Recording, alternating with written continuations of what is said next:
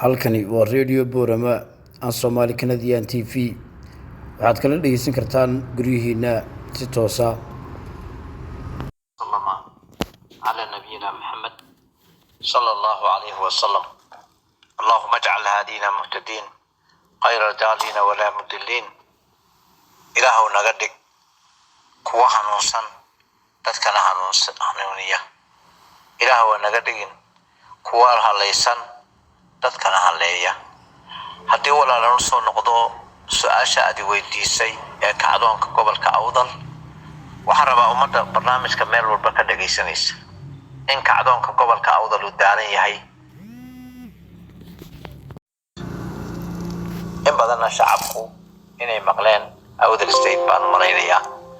ujeedooyinka Awdal State waxay tahay nabad baan u baqaynaa dhammaan dirafyada gobolka Awdal Salad iyo Gab waxaanu leenahay waxaanu nahay dad nabadeed dhiig muslim ma rabna inaan daadino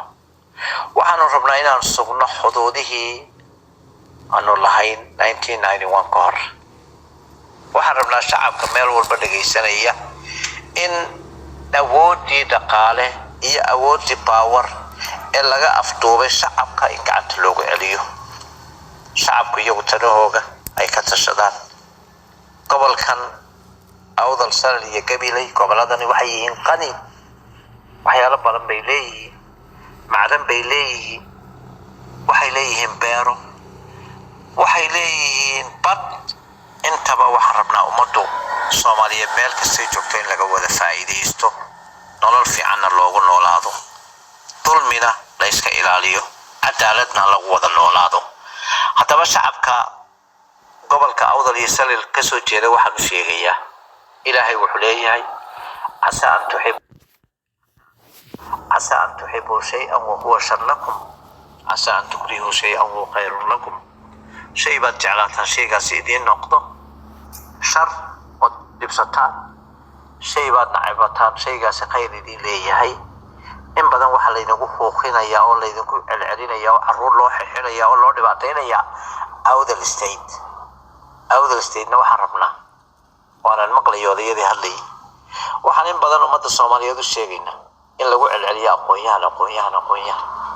waxa la yahay ummadda barnaamijka dhageysanaysa aqoonyahanada aad aragteen ee gobolka Awdal ka soo jeeda aqoonyadii diintu sheegtay way ku yartaa waxaan idin leeyahay waxa weeyaan nabiga sallallahu alayhi wasallam wuxuu leeyahay khayrukum man ta'allama al-qur'ana wa 'allamahu dadka waxa uu khayr badan ninka quraanka barta dadkana bara aqoonyahanka horta islaamku yaqaan waa ninka quraanka iyo diinta fahma dadkana wax fahansiyo way marka ummadda barnaamijka dhageysanaysa gobolka Awdal aqoonyahanadiisu xisaab iyo Ingiriis bay yaqaanaan waa maxay waa information waa maxay waa xirfad lagu shaqaysto way marka in badan dadka khalad baa la fahansiiyay aqoontu ma keento leadershipka aqoontu waa xirfad lagu shaqaysto way waxaan rabaa ummadda barnaamijka dhageysanaysa inaan u sheego gobolka Awdal waxa dib u dhigay wad arkaysaani وأقويانا دين فهسنين وسلادين دين تأقونين وعقال هذا يوحي كهذا ينكرنين قبل كنت الله رواية تاوي وحنا الأمة دوشيغيا ليدركو وآدكو مهم يا قفك مسلك الله بس فاني دين الإسلام كوي نوشيكت قفك إنو يا قف إلهي كبقيو آمنا لما داس حرف الدولة وحاو سميلي حتى ما أمتا إنبادان وحلقو ريري hebel waa PhD hebel waa aqoonyahan waxaanu leenahay waxa tusaale waa Mareykanka inta aqoonyahan soo martay inta leaderka noqday ismala in badan waxaanu sheegayaa shacabka gobolka Awdal degan maanta waxay idin baahantiin xuquuqdii 230 sanadood inaga maqnayd inaan idin soo dhicino oo idin ku soo celino wixii aad xaq u lahaydeen gacanta idinka leedin galiyo xamar baa loo socdaada waxa ka horeeya xamar waa dad walaaladeen waynu jecelihiin dadka Soomaaliyeed ma kala maarmaan laakiin balintaan xamar laga hadlo waxa ku sareeya gobolkan xuduudihiisa inaynu heliyo dhaqaalihiisa awoodiisa inagu inaynu maamulano markaad leediin kaalaya waxaanu nimaadnaa dad hadli karaba ma yidin dad awood gacan ugu dhista ma yidin ma been baynu isu sheegaynaa waxaad qarsataa oo ku qorsadaa horay Soomaali u tiri waxaan leeyahay shacabka iyo dadka barnaamijka dhegaysanaya dhalinyaradana waa inna maca al-usri yusrun iska sabra waxaanu leenahay waxa socda ee caawa ka socda magaalada Boorame annagu bari baanu ka nahay shacab Soomaaliyeed oo muslimiin oo la baabiyay in meel la iskugu yimaado calan dhiig daadiyay meel la suro oo caruurta iyo hooyooyinka loo yeero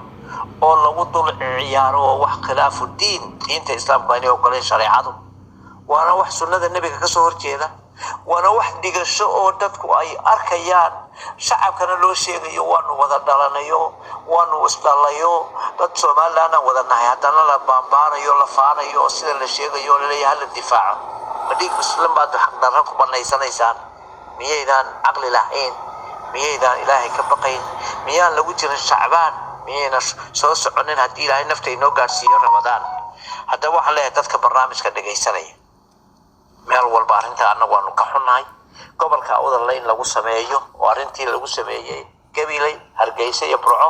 inay dhalinyarada iyo shacabku diidaan oo ka kacaan way oo inaan dadka ku diganin